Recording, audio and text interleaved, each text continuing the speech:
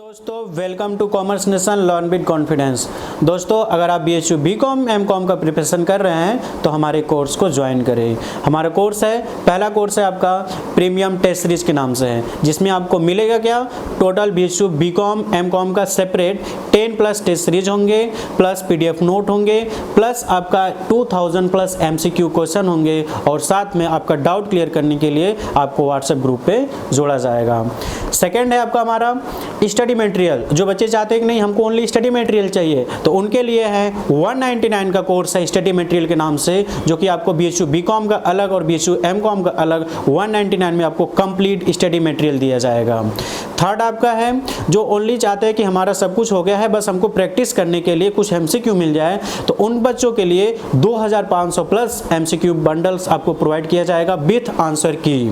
Third है जो कि ये सब कुछ जानते हैं, वो चाहते हैं कि हमको बस कोई डेली बेसिस पे डाउट क्लियर कराता रहे, वो हमारे व्हाट्सएप ग्रुप को ज्वाइन कर सकते हैं, जो कि व्हाट्सएप ग्रुप को ज्वाइन करने के लिए 49 रुपीज़ में आप व्हाट्सएप ग्रुप को ज्वाइन कर सकते हैं, जिसमें आपको मिलेगा 1 टेस्ट सीरीज प्लस आपको डेली बेसिस पे कुछ क्विज मिलेंगे और आपके डाउट क्लियर किए जाएंगे। और एक कोर्स ज्वाइन करने के लिए प्ले स्टोर से जाके कॉमर्स नेशन ऐप को डाउनलोड कर लिए, या फिर सेकेंड है आपका हमारी एक वेबसाइट है www.commercenation.in पे जाके वेबसाइट पे विजिट करके वहाँ से भी कोर्स स्टूडेंट लॉगिन में जाके आप कोर्स को ज्वाइन कर सकते हैं, या फिर जो हमारा कॉन्टैक्ट नंबर है कॉन्टैक्ट करेंगे, हम सब कुछ आपको बताएंगे, वहाँ से आप कोर्स को ज्वाइन कर सकते हैं। तो कॉन्टैक्ट नंबर आपका है 9455, नंबर आप लिख लीजिए 9455231327, और आपको एक और नंबर दिख रहा होगा 70 वाला, तो इससे आप कोर्स को ज्वाइन कर सकते हैं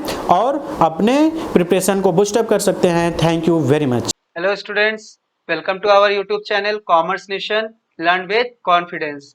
स्टूडेंट्स, मैं Devashish BCom MCom pass from BHU and NET qualified. आज आप लोगों के लिए इकोनॉमिक्स का एक और नया टॉपिक लेके आए हैं, that is inflationary and deflationary gap. इसके पहले इकोनॉमिक्स के और भी वीडियो अपलोड हो चुके हैं, तो आप लोग कॉमर्स नेशन के यूट्यूब चैनल के प्लेलिस्ट में जाके देख सकते हैं उन वीडियोस को। साथ ही आप हमारे ऐप से भी जाके इन सारे वीडियोस को देख सकते हैं। जैसे कि आप सबको पता है कि कॉमर्स नेशन का खुद का अपना ऐप है, ठीक है। उस ऐप को आप प्ले स्टोर से डाउनलोड करिए, वहां से भी आप वीडियो को देख सकते हैं। साथ ही उसमें प्रीमियम टेस्ट सीरीज अवेलेबल है ₹499 का। प्रीमियम टेस्ट सीरीज मतलब ऑनलाइन टेस्ट सीरीज घर बैठे दीजिए, ठीक है, उस पैटर्न पे जैसे कि BHU ऑनलाइन टेस्ट सीरीज करवाएगा इस बार। साथ ही इस 499 में आपको एडिशनल बेनिफिट और क्या क्या है वो भी आपको पता है, जैसे कि फ्री में पूरा नोट्स मिलेगा आपको, PDF नोट्स पूरा फ्री विथ डिटेल, ये नोट्स फ्री में मिलेगा। उसके साथ 2000 प्लस MCQ आपको फ्री में मिलेंगे विथ डिटेल आंसर। साथ ही आपको प्रीमियम टेस्ट सीरीज के व्हाट्सएप ग्रुप में ऐड किए जाएंगे, जिसमें आप 24/7 अपने डाउट को क्लियर करिए। साथ ही उस ग्रुप में आपको हर रोज 30 to 50 क्वेश्चन के MCQs भेजे जाएंगे, उसको आप प्रैक्टिस करिए, फिर उसके आंसर्स को देखिए और अपने रोज परफॉर्मेंस को चेक करिए, एनालाइज करिए और परफॉर्मेंस को हमारे साथ जुड़ के बूस्टअप करिए, ठीक है। तो इतने सारे काम आपको करने हैं, बस कुछ नहीं, घर बैठे पढ़ाई करना है, ऐप को डाउनलोड करके प्रीमियम टेस्ट सीरीज परचेस करके वीडियो देखना है। साथ ही अगर कुछ फ्रेंड्स चाहते हैं कि सिर्फ आपको क्या चाहिए, नोट्स चाहिए, तो 199 में फुल नोट्स अवेलेबल है, ठीक है। इसके साथ कुछ और भी कोर्सेज है हमारे, हिंदी में भी कोर्स अब अवेलेबल है, उसको भी आप लोग जाके देख सकते हो ऐप में। अपने अपने सुटेबिलिटी के हिसाब से आपको जो लगे आप लोग वो परचेस कर सकते हो। सारे कोर्सेज बहुत ही मिनिमम रुपीज में अवेलेबल है। 199, 499 में टेस्ट प्रीमियम टेस्ट सीरीज, 199 में फुल नोट्स, 49 में व्हाट्सएप ग्रुप में ऐड होकर आप डाउट क्लियर करिए, 99 में 2500 MCQs अवेलेबल है विथ डिटेल आंसर। इतने सारे कोर्सेज अवेलेबल है और हिंदी में भी कोर्स अवेलेबल है, ठीक है। उन सबको आप लोग देख सकते हो। चलिए अपना टॉपिक स्टार्ट करते हैं, इन्फ्लेशनरी एंड डिफ्लेशनरी गैप, ठीक है। इन्फ्लेशनरी एंड डिफ्लेशनरी गैप, इसी को क्या कहते हैं, एक्सेस और डेफिशिएंट डिमांड। कहीं कहीं आपको एक्सेस एंड डेफिशिएंट डिमांड भी कहा जाएगा। What is excess demand? Excess demand means refers to the situation when aggregate demand is more than the aggregate supply. जब आपका एग्रीगेट मतलब इकोनॉमी में डिमांड ज्यादा हो गया, इकोनॉमी में टोटल डिमांड जब ज्यादा हो जाए टोटल सप्लाई से, ठीक है, टोटल डिमांड को ही हम लोग एग्रीगेट डिमांड कहते हैं। तो when total demand of the economy exceed the total supply corresponding to the full employment level of output in the economy. और इकोनॉमी में कैसा है, इकोनॉमी में फुल एम्प्लॉयमेंट लेवल है, फुल एम्प्लॉयमेंट लेवल है, लेकिन इसके बाद भी आपका जो एग्रीगेट डिमांड है एक्सीड कर जा रहा है एग्रीगेट सप्लाई से। That is the situation of your excess demand.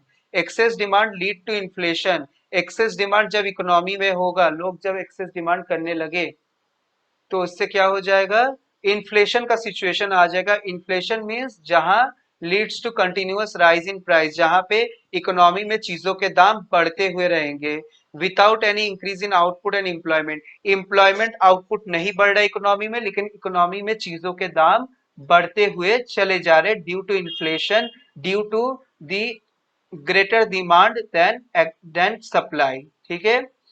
Inflationary gap क्या होता है, refers to the gap between the actual aggregate demand exceed the aggregate demand required for full employment equilibrium.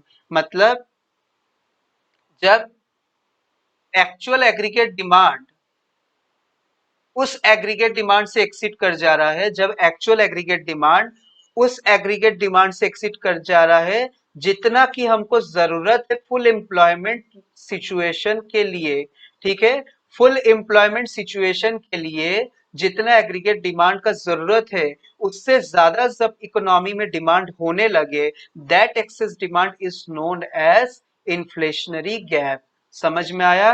देख लीजिए एक बार, ये डायग्राम है, ये है actual aggregate demand which required for full employment situation in the economy, but when it exceed that when it exceed this full employment level of situation means, यहाँ पे अब हो गया आपका aggregate demand means it is the excess aggregate demand than the aggregate demand required for full employment situation। ये full employment वाला aggregate demand है, ये उससे एक्सीड कर गया, बीच का जो डिफरेंस है वो आ गया आपका क्या, inflationary gap.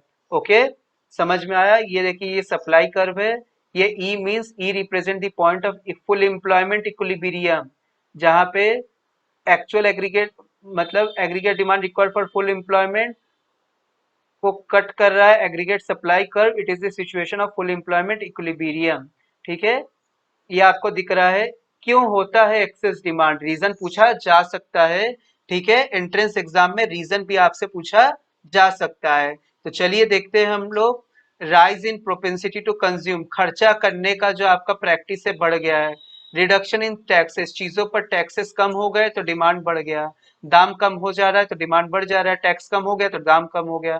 Increase in government expenditure, government subsidy देना शुरू कर दिया चीजों पे, तो चीजों पे जब जब सब्सिडी देना शुरू कर देगा तो चीजों के दाम क्या हो जाएंगे, रिड्यूस हो जाएंगे, ऑब्वियस सी बात है, डिमांड बढ़ जाएगा। इंक्रीज इन इन्वेस्टमेंट, इन्वेस्टमेंट बढ़ने लग गया, इकोनॉमी में पैसे आने शुरू हो गए ज्यादा से ज्यादा।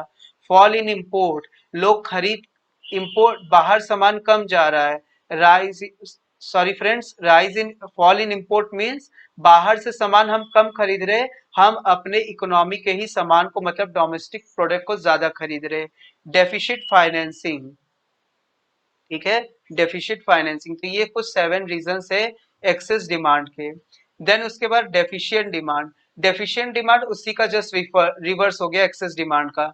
Deficient demand refers to this situation when aggregate demand is less than the aggregate supply corresponding to the full employment level of economy। मतलब जब एग्रीगेट सप्लाई से एग्रीगेट डिमांड कम हो जा रहा है, जब एग्रीगेट डिमांड से एग्रीगेट सप्लाई कम हो जा रहा है means it is the situation of deficient demand, ठीक है। डेफिशिएंट डिमांड मतलब डी फॉर डिफ्लेशनरी, ठीक है। तो डेफिशिएंट डिमांड से क्या आएगा, fall in price, fall in price आएगा तो क्या आएगा, डिफ्लेशन होगा इकोनॉमी में। Deficient demand leads to fall in price, fall in price means deflation which in turn to lead to fall in the output and employment. जब चीजों के दाम गिरेंगे एम्प्लॉयमेंट क्या हो जाएगा, एम्प्लॉयमेंट और आउटपुट भी गिरने लगेगा, और इन सब चीजों से क्या आएगा, अंत में हाथ में क्या आएगा, डिफ्लेशन आएगा। डिफ्लेशनरी गैप के बारे में चलिए पढ़ते हैं। What is deflationary gap? Deflationary gap is the gap by which actual aggregate demand falls short of aggregate demand required to the full employment equilibrium. मतलब full employment level of equilibrium के लिए full employment, ध्यान से सुनिएगा students कि मैं क्या कह रहा हूं। Full employment level of equilibrium के लिए जितना एग्रीगेट डिमांड इकोनॉमी में चाहिए उतना नहीं है, उससे कम डिमांड है इकोनॉमी में। तो इसके बीच का जो गैप है it is known as deflationary gap. जैसे कि डायग्राम में देखिए, फुल एम्प्लॉयमेंट लेवल के लिए एग्रीगेट डिमांड इतना होना चाहिए, लेकिन एग्रीगेट डिमांड क्या है, उससे कम है। तो इसी का जो बीच का डिफरेंस है वो क्या है आपका, deflationary gap, that is deficient demand. Deficient demand क्यों होता है, देखिए रीजन फॉर एक्सेस डिमांड का ही रिवर्स केस हो जाएगा, रीजन फॉर डेफिशिएंट डिमांड। चलिए पढ़ते हैं। Decrease in propensity to consume, increase in taxes, decrease in government expenditure, fall in investment expenditure, rise in import, fall in export. Okay, चलिए the term inflationary and deflationary gap किसने दिया है, Keynes ने। Important point है, important mark करिए, किसने दिया है, कीन्स ने। Measure to correct excess demand, अब अगर एक्सेस डिमांड है या डेफिशिएंट डिमांड है, इनको कंट्रोल करने के भी कुछ मेजर्स होते हैं, ठीक है। तो इनको कंट्रोल करने के लिए क्या क्या मेजर्स है उनको भी हम लोग पढ़ेंगे। क्या है measure to correct excess demand, fiscal policy, it is the policy of central government. ये भी पूछा जा सकता है कि फिस्कल पॉलिसी कौन बनाता है, तो ये पॉलिसी किसका है, सेंट्रल गवर्नमेंट का है। Fiscal policy it is related to decrease in government spending and increase in taxes. पूछा जाएगा ये कि फिस्कल पॉलिसी में क्या होता है, decrease in government spending, increase in taxes, मतलब गवर्नमेंट स्पेंडिंग और टैक्सेस से रिलेटेड जो पॉलिसी है वो फिस्कल पॉलिसी है। और क्योंकि यहाँ पे डिक्रीज करना है गवर्नमेंट एक्सपेंडिचर को, इंक्रीज करना है टैक्सेस को, क्यों, क्योंकि हमको करेक्ट करना है एक्सेस डिमांड को। तो एक्सेस डिमांड के लिए देखना पड़ेगा किसको डिक्रीज करना है, किसको इंक्रीज करना है। इंक्रीज टैक्स को करिए, तो टैक्स को अगर आप इंक्रीज कर देंगे तो लोग क्या करेंगे, खर्च कम करेंगे, ठीक है। गवर्नमेंट स्पेंडिंग, गवर्नमेंट के सब्सिडी को रिड्यूस कर दीजिए। तो government spending and taxes is related to the fiscal policy. उसके बाद का क्या है आपका, monetary policy. Monetary policy means policy of the central bank.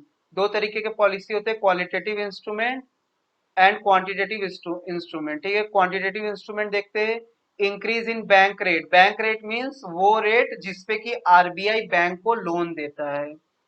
increase in repo rate, sales of security, increase in liquidity reserve ratio, that is CRR and SLR, cash reserve ratio जो कि bank रखता है RBI के पास, SLR जो कि bank अपने assets का एक सर्टेन परसेंटेज खुद के पास जो लिक्विडिटी के फॉर्म में मेंटेन रखता है, ठीक है। आपसे पूछेगा मॉनेटरी पॉलिसी किससे रिलेटेड है, ये सेंट्रल बैंक बनाता है, it is the policy related to the quantitative instrument and qualitative. इसमें से कोई एक पूछ देगा कि which one of these the qualitative measure, quantitative measure, fiscal policy कौन सा है, मॉनेटरी पॉलिसी कौन सा है, आपको इस तरीके से क्वेश्चन पूछा जाएगा। तो ठीक है, तो आपको हर चीज के पॉइंट्स को याद रखने हैं कि क्वांटिटेटिव में क्या आएगा, क्वालिटेटिव में क्या आएगा, और इन दोनों को मिला के बनता है मॉनेटरी पॉलिसी। फिजिकल पॉलिसी में हम लोगों ने देख लिया टैक्स और गवर्नमेंट स्पेंडिंग आएगा। तो चलिए क्वालिटेटिव क्या आ जाएगा, increase in marginal requirement, advice to discourage lending, credit rationing करना।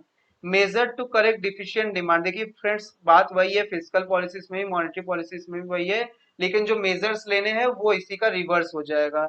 जैसे physical policy related to government spending taxes, अगर डेफिशिएंट डिमांड है तो गवर्नमेंट के स्पेंडिंग को बढ़ाना पड़ेगा, टैक्स को कम करना पड़ेगा। मॉनेटरी पॉलिसी है, policy it is the central government. Quantitative में इंस्ट्रूमेंट क्या क्या है, डिक्रीज करना पड़ेगा, डिक्रीज इन रेपो रेट करना पड़ेगा, परचेस ऑफ सिक्योरिटी करना पड़ेगा, decrease in liquidity reserve ratio करना पड़ेगा। क्वालिटेटिव इंस्ट्रूमेंट में क्या क्या चेंजेस करने पड़ेंगे, decrease in margin requirement, advice to encourage lending, withdraw of credit, rationing, ठीक है।